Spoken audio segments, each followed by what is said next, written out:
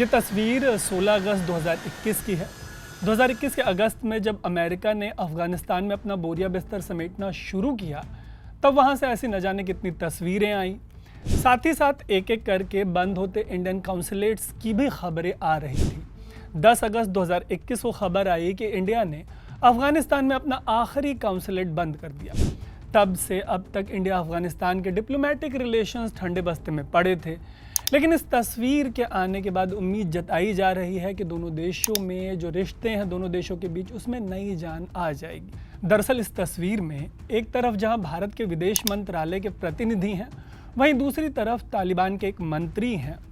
आखिर इस तस्वीर के मायने क्या है, इसी पर बात करेंगे इस स्टोरी में। नमस्ते, मेरा नाम है तरुण। शुरू करते हैं ये स्टोरी और आपको बताते हैं कि पूरा मामला है क्या।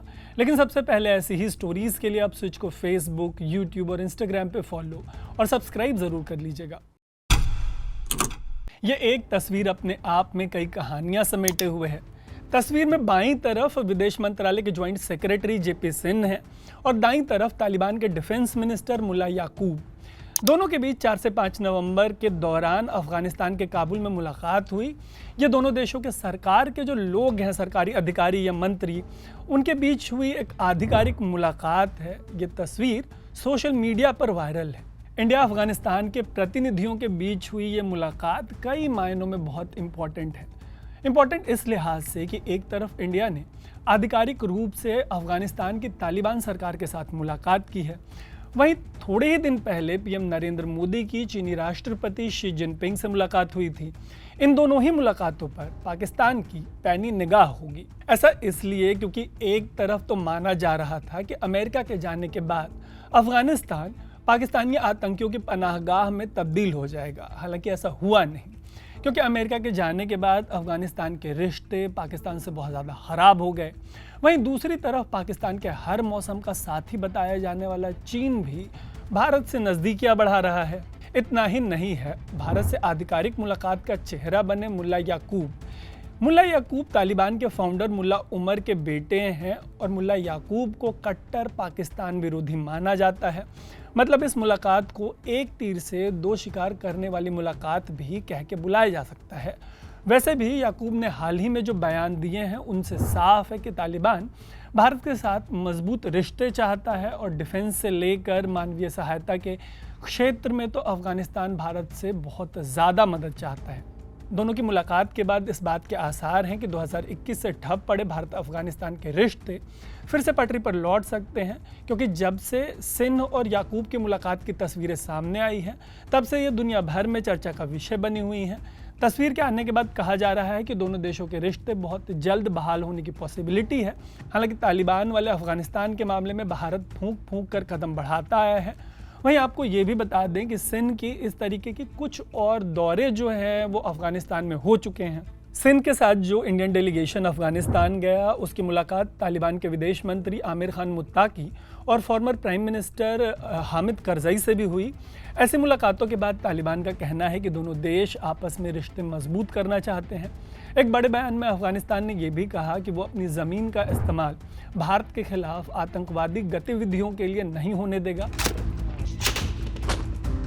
जैसा कि मैंने आपको बताया कि एक तरफ पाकिस्तान के साथ अफगानिस्तान के रिश्ते ऑल टाइम लो पर हैं, वहीं दूसरी तरफ भारत के साथ संबंध मजबूत होते दिखाई दे रहे हैं। ऐसे में पाकिस्तान के एक और देश से अलग थलग पड़ने की संभावना है। यही हाल चीन और पाकिस्तान के रिश्तों का है। दरअसल बेल्ट एंड रोड इनिशिएटिव के जरिए पाकिस्तान में चीन निवेश तो कर रहा है, लेकिन पाकिस्तान में चीन के लोगों की लगातार हत्याएं की जा रही हैं। लगातार होती चीनी नागरिकों की हत्या की वजह से पाकिस्तान को लेकर चीन फ्रस्ट्रेशन में है, और अगर हालात ऐसे ही रहे तो अमेरिका की तरह चीन भी पाकिस्तान को लेकर हाथ खड़े कर देगा। और अपने बॉर्डरिंग नेशंस में से पाकिस्तान किसी भी बड़े देश के साथ अच्छे रिलेशंस मेंटेन नहीं कर रहा होगा। और अगर इंडिया अफगानिस्तान के रिश्तों की बात करें तो विदेश मंत्रालय का कहना है कि भारत का मुख्य उद्देश्य अभी अफगानिस्तान को मानवीय सहायता पहुँचाने का है। कहा यह भी गया है कि भारत अफगानिस्तान के लोग और वहाँ के बिजनेस को सपोर्ट करना चाहता है। इस पर भी बात हुई है कि अफगानिस्तान किस तरीके से ईरान में मौजूद भारत के चाबहार पोर्ट को यूज़ कर सकता है। दरअसल इस पोर्ट के जरिए पाकिस्तान को बाईपास करके बिजनेस किया जा सकता है। ऐसी मुलाकातों के बीच सबसे बड़ी बात है तालिबान सरकार को पहचान मिलना।